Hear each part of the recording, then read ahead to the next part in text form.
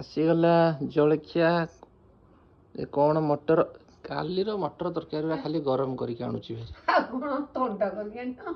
ତମକୁ ଏଇନୁ ବନେଇକି ଦେବି କହୁନ ଚୁଡ଼ା ସହିତ ତ ଯାହା ତରକାରୀ ହେଲେ ତମେ ଖାଅ ସବୁ ତ ବନେଇ ହବ ଆଉ ଆଚାର ଟିକେ ଲଗେଇକି ଖାଇଦିଅ। ସବୁଦିନ ରାତିରେ ଶୋଇଲା ବେଳେ ପଚାରୁଛି ତମ ପାଇଁ ଉପମା ବନେଇଦେବି ଗାଜର ବିଟ ପକେଇକି ମେଞ୍ଚେ ଗୁରେ ପିଆଜ ପକେଇକି ଗୋଟେ ଗଲଗଲିଆ କରିଦେବି ଆଉ ଦେଖିଲା ବେଳକୁ ଏଇଟା ତାର ଉପମା।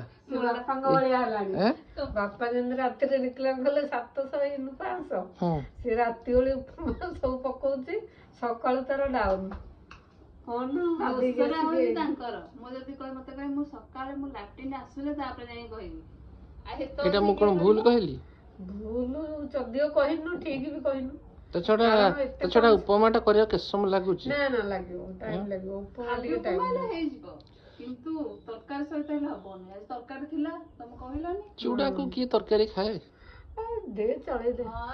ଚୁଡାକୁ ତରକାରୀ ବଢିଆ ଲାଗିବ। ଖାଲି ମୁଁ ଖାଉଛି ବୋଲି ଚଳେଇ ଦଉଛି। ଚୁଡା ଚିନି ଅମୁଲ ଦହି ପଡିବ ଆଚାର ଟିକେ ତରକାରୀ ଟିକେ ଭିଡି ନେଇଯିବ। ଭୋକ ଥିଲେ ସବୁ ମିଳିବ। ଆସ ବସିବ। ହଁ ନିଜେ ଖାଇପାରିବନି ନିଜେ କିନ୍ତୁ ପିଠା ଖାଇଦେଇଛ। ମତେ ଚୁଡା ଭଲ ଲାଗେ ନାଇଁ ତମକୁ ଭଲ ଲାଗେନି ଆଉ ମତେ ଭାରି ଭଲ ଲାଗେ। ତତେ ତୁ ଭାରି ଭଲ ପାଉ ପିଲାଦିନୁ।